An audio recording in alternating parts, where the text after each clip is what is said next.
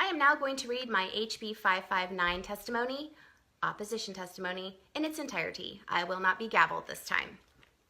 Chairman Huffman, Vice Chair Gavarone, Ranking Member Antonio, and members of the committee.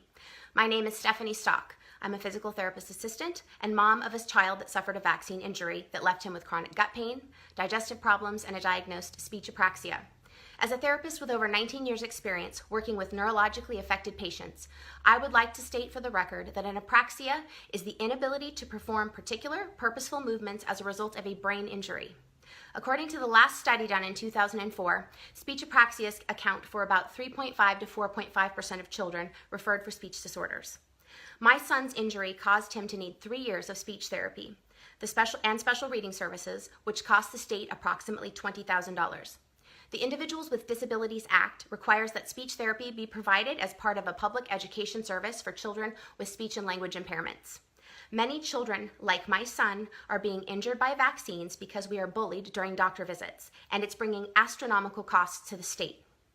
During a call I had with bill sponsor Ann Gonzalez, I was assured that HB 559 was a bill mandating a basic state form that would be non-incriminating to parents declining vaccines, and that the form could be, quote, easily signed by a healthcare practitioner of the parent's choice and bullying would not occur. She also said that the forms could be faxed to the schools without an actual visit to the doctor's office, since the vaccine education materials could be sent or mailed to the parents. And she also said that tracking would be anonymous and could not possibly lead to discrimination of unvaccinated children or their parents. But in this 29-page bill, there is absolutely nothing guaranteeing anything that Representative Gonzalez said. Simply put, it's not what the bill says. This bill creates a government mandate that puts money in the pockets of pediatricians for vaccine education visits. It enables them to legally bully parents into receiving a medical product that they do not want for their child while forcing them to pay for it and then tracking them if they refuse to comply.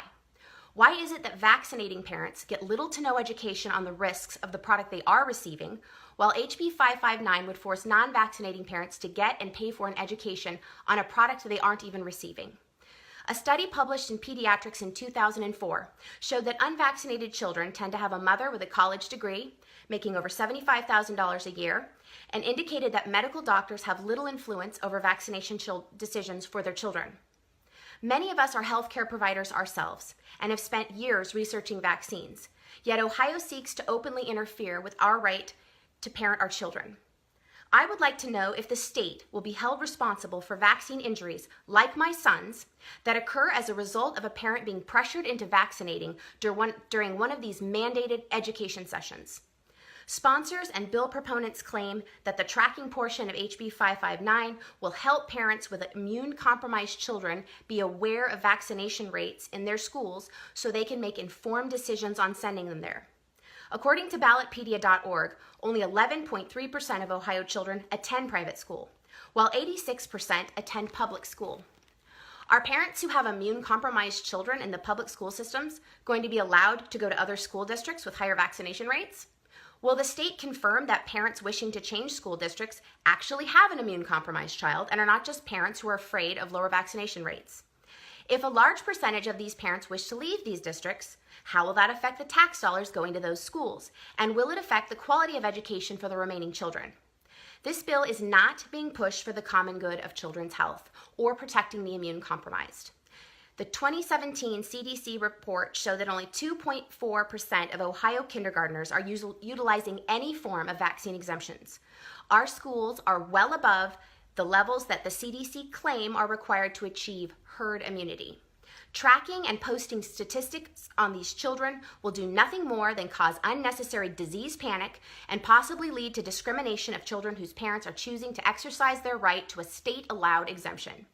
It's time for our legislators to see this bill for what it really is, an attack on parental rights in order to accommodate the agenda of the Ohio AAP. Ohio should remain firmly grounded in the principles of our state and federal constitutions and protect the rights of parents to make decisions in the best interest of their children without government interference. Please vote no on HB 559.